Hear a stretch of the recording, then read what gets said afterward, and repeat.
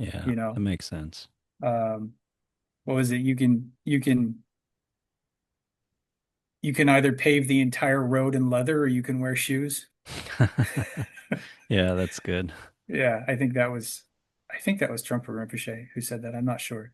I've heard that's a quote from somebody. That's not an original, but I do quite like it.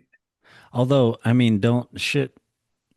I mean, there has to be a big caveat though of like also develop wisdom, right? Because like sometimes you are just doing stupid things, right? Or that are causing you or others suffering, or you do sometimes need to look into something, and you can see how foolishly you are acting or perceiving something, and you can shift your perception, right? And there's a reframing or whatever, or different action, like, and it could be something simple like you need to take good care of your health, or an addiction, or a certain practice, or whatever, right? I mean, there is sometimes that, right? Like, Well, there's yeah, inevitable and mm, I'll say a couple of things to that. Was one for sure, and I think this is a case of, like we were saying earlier, the thing that you put into words is never true, because as soon as you put into words, then you can have mm, an opposite to it. So like yeah, you're right. But I will also say that so like I can meaning I can say, oh well, everything is suffering, and that means a certain true thing. It points to a certain mm, thing, but it also excludes the stuff that you're talking about because of the way I chose to put it into words. When the truth of it is, yes, of course, everything is suffering, and some suffering, I don't know, you could say some suffering is optional. Some mm, suffering is to be seen through. But I also think that when we're talking about dukkha, when we're talking about like a mark of reality, we're not talking about suffering as in being a dick to your wife, or cutting somebody off in traffic, mm, or somebody cutting you off in traffic. Um, those I don't think will quite qualify.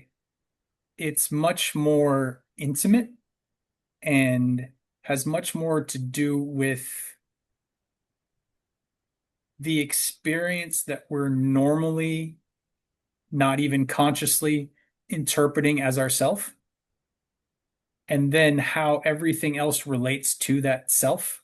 mm, Um, that a lot of the suffering comes from that. And so rather than trying to fix each suffering thing, each thing that rubs up against you and makes you unhappy, or rubs up against you and makes you unhappy, and then you lash out at somebody, if instead you turn and you look and you investigate, what actually am I?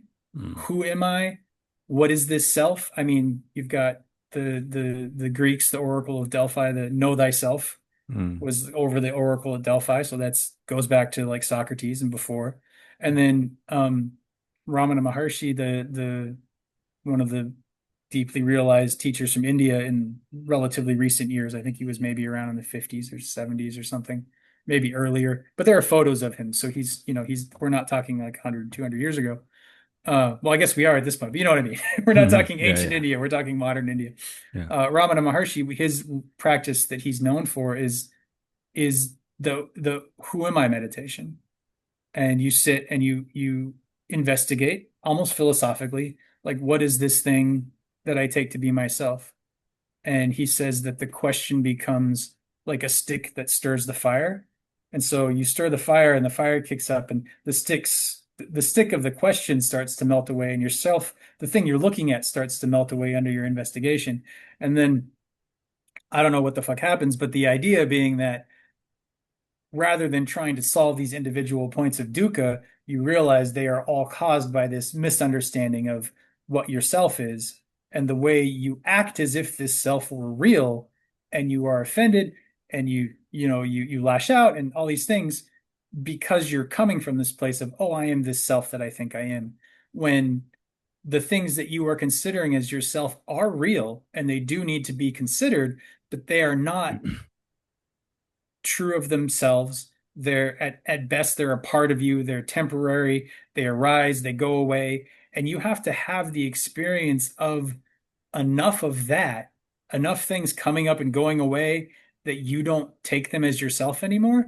and then like the layer kind of peels off. And I think that's probably the best thing I can say about how I think of awakening is like I'm already myself, and I have this puppet that I psychological puppet that I hold up, and I'm like, this is me, and I have to make sure that this puppet is the way it's supposed to be, and people are treating it the way they're supposed to treat it.